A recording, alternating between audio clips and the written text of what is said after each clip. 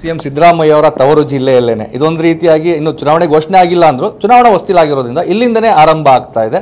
ಶುಭ ಸೂಚನೆನಾ ಅಥವಾ ಹೇಗೆ, ಅಥವಾ ಸಿದ್ದರಾಮಯ್ಯ ಅವರಿಗೆ ಒಂದು ಟಾಂಗ್ ಕೊಡುವಂಥದ್ದು ಹೇಗೆ? ಇದು ಟಾಂಗ್ ಕೊಡ್ತಕ್ಕಂಥದ್ದು ಮತ್ತೊಂದು ಪ್ರಶ್ನೆ ಅಲ್ಲ. ಒಂದಂತೂ ಸತ್ಯ, ರಾಜ್ಯದಲ್ಲಿ ಇವತ್ತು ಮತದಾರರು ಒಂದು ರೀತಿ ನಿರಾಶಾ ಭಾವನೆ ಇವತ್ತು ಅವರಲ್ಲಿ ಮೂಡಿರ್ತಕ್ಕಂಥದ್ದು. ಕಳೆದ ವಿಧಾನಸಭಾ ಚುನಾವಣೆಯಲ್ಲಿ ಕಾಂಗ್ರೆಸ್ ಪಕ್ಷಕ್ಕೆ ಮತವನ್ನು ಕೊಟ್ಟು ನಾವೆಲ್ಲ ಮೋಸ ಹೋಗಿದ್ದೇವೆ ಅನ್ನುವ ಭಾವನೆ ಇವತ್ತು ರಾಜ್ಯದ ಮತದಾರರಿಗೆ ಮೂಡಿರ್ತಕ್ಕಂಥದ್ದು ಸತ್ಯ. ಈ ರೈತ ವಿರೋಧಿ, ಬಡವರ ವಿರೋಧಿ ಮತ್ತು ಅಭಿವೃದ್ಧಿ ಶೂನ್ಯ ಆಗಿರ್ತಕ್ಕಂಥ ಸರ್ಕಾರ ಇವತ್ತು ಎಲ್ಲೊಂದು ಕಡೆ ಮತದಾರರಿಗೆ ತೀರ್ಮಾನ ಮಾಡಿದ್ದಾರೆ. ಇವತ್ತು ದೇಶದ ಭವಿಷ್ಯದ ದೃಷ್ಟಿಯಿಂದ ಇವತ್ತು ಭಾರತೀಯ ಜನತಾ ಪಾರ್ಟಿನ ಮತ್ತೊಮ್ಮೆ ಅಧಿಕಾರಕ್ಕೆ ಬರಬೇಕು, ನರೇಂದ್ರ ಮೋದಿಜಿಯವರೇ 3ನೇ ಬಾರಿಗೆ ಪ್ರಧಾನಮಂತ್ರಿ ಆಗಬೇಕು ಅನ್ನೋ ನಿಟ್ಟಿನಲ್ಲಿ ಎಲ್ಲರೂ ಕೂಡ ಆಲೋಚನೆ ಮಾಡ್ತಾ ಇದ್ದಾರೆ. ಕೊನೆಯದಾಗಿ ಅಮಿತ್ ಶಾ ಅವರೇ ಖುದ್ದು ಬರ್ತಾ ಇರೋದ್ರಿಂದ ನಿಮ್ಮ ಕಾರ್ಯಕರ್ತರಲ್ಲಿ ನಿಮ್ಮಲ್ಲಿ ಎಷ್ಟು ಇದು ಬೂಸ್ಟ್ ಅಪ್ ಮಾಡ್ತದೆ ಅಂತ? ಅಮಿತ್ ಶಾ ಅವರು ಬರ್ತಾರೆ ಅಂತ ಹೇಳಿದ್ರೆ ಒಂದು ರೀತಿ ಕಾರ್ಯಕರ್ತರಲ್ಲಿ ಸಂಚಲನ ಮೂಡಿಸ್ತಕ್ಕಂಥದ್ದು. ಆ ವ್ಯಕ್ತಿತ್ವನೇ ಹಾಗೆ. ಚುನಾವಣಾ ಚಾಣಕ್ಯ ಅಂತೇಳಿ ನಾವು ಕರಿತೇವೆ ಮಾನ್ಯ ಅಮಿತ್ ಶಾಜಿಯವರು.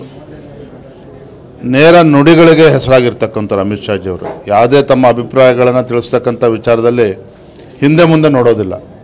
ಅವ್ರ ಪಕ್ಷ, ಸಂಘಟನೆ ಅದು ಬಿಟ್ಟು ಬೇರೆ ಏನೂ ಕೂಡ ಮಾತನಾಡೋದಿಲ್ಲ. ಅವರು ಬರ್ತಾರೆ ಅಂತೇಳಿ ನಮ್ಮೆಲ್ಲರೂ ಕೂಡ ಒಂದು ಸ್ಫೂರ್ತಿ, ಒಂದು ರೀತಿಯ ಶಕ್ತಿ ಬಂದಂತ ಆಗ್ತದೆ. ಸಿಎಂ ಸಿದ್ದರಾಮಯ್ಯ ಅವರ ತವರು ಜಿಲ್ಲೆಯಲ್ಲೇನೆ ಇದೊಂದು ರೀತಿಯಾಗಿ ಇನ್ನು ಚುನಾವಣೆ ಘೋಷಣೆ ಆಗಿಲ್ಲ ಅಂದ್ರು ಚುನಾವಣಾ ಹೊಸ್ತಿಲಾಗಿರೋದ್ರಿಂದ ಇಲ್ಲಿಂದನೇ ಆರಂಭ ಆಗ್ತಾ ಇದೆ.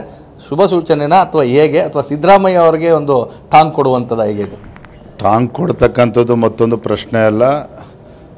ಒಂದಂತೂ ಸತ್ಯ, ರಾಜ್ಯದಲ್ಲಿ ಇವತ್ತು ಮತದಾರರು ಒಂದು ರೀತಿ ನಿರಾಶಾ ಭಾವನೆ ಇವತ್ತು ಅವರಲ್ಲಿ ಮೂಡಿರ್ತಕ್ಕಂಥದ್ದು. ಕಳೆದ ವಿಧಾನಸಭಾ ಚುನಾವಣೆಯಲ್ಲಿ ಕಾಂಗ್ರೆಸ್ ಪಕ್ಷಕ್ಕೆ ಮತವನ್ನು ಕೊಟ್ಟು ನಾವೆಲ್ಲ ಮೋಸ ಹೋಗಿದ್ದೇವೆ ಅನ್ನುವ ಭಾವನೆ ಇವತ್ತು ರಾಜ್ಯದ ಮತದಾರರಿಗೆ ಮೂಡಿರ್ತಕ್ಕಂಥದ್ದು ಸತ್ಯ. ಈ ರೈತ ವಿರೋಧಿ, ಬಡವರ ವಿರೋಧಿ ಮತ್ತು ಅಭಿವೃದ್ಧಿ ಶೂನ್ಯ ಆಗಿರ್ತಕ್ಕಂಥ ಸರ್ಕಾರ ಇವತ್ತು ಎಲ್ಲೊಂದು ಕಡೆ ಮತದಾರರಿಗೆ ತೀರ್ಮಾನ ಮಾಡಿದ್ದಾರೆ.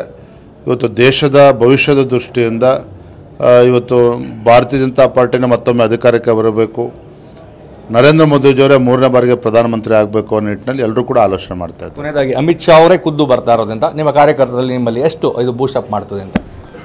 ಅಮಿತ್ ಶಾ ಅವರು ಬರ್ತಾರೆ ಅಂತ ಹೇಳಿದ್ರೆ ಒಂದು ರೀತಿ ಕಾರ್ಯಕರ್ತರಲ್ಲಿ ಸಂಚಲನ ಮೂಡಿಸ್ತಕ್ಕಂಥದ್ದು.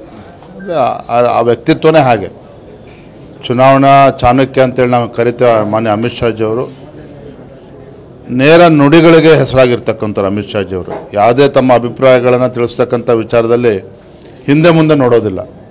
ಅವ್ರ ಪಕ್ಷ, ಸಂಘಟನೆ ಅದು ಬಿಟ್ಟು ಬೇರೆ ಏನೂ ಕೂಡ ಮಾತನಾಡೋದಿಲ್ಲ. ಅವರು ಬರ್ತಾರೆ ಅಂತೇಳಿ ನಮ್ಮೆಲ್ಲರೂ ಕೂಡ ಒಂದು ಸ್ಫೂರ್ತಿ, ಒಂದು ರೀತಿಯ ಶಕ್ತಿ ಬಂದಂತ ಆಗ್ತದೆ. ಧನ್ಯವಾದ. ಇದು BY ವಿಜಯೇಂದ್ರ ಅವರ ಮಾತು. ಅಮಿತ್ ಶಾ ಬರ್ತಾ ಇರುವಂತ ಸ್ಫೂರ್ತಿ, ಅದರಲ್ಲೂ ಸಿಎಂ ಸಿದ್ದರಾಮಯ್ಯ ಅವರ ತವರು ಜಿಲ್ಲೆಗೆ ಬರ್ತಾ ಇದ್ರೆ ಖಂಡಿತವಾಗಿಯೂ ಚುನಾವಣಾ ಕಾರ್ಯತಂತ್ರದ ಬಗ್ಗೆ ಚರ್ಚೆ ಮಾಡ್ತೇವೆ ಅನ್ನೋ ಮಾತನ್ನ ಸ್ಪಷ್ಟಪಡಿಸಿದ್ದಾರೆ. ಕ್ಯಾಮರಾ ಪರ್ಸನ್ ರಘು ಜೊತೆ ರಾಮ್, TV9 ಮೈಸೂರು.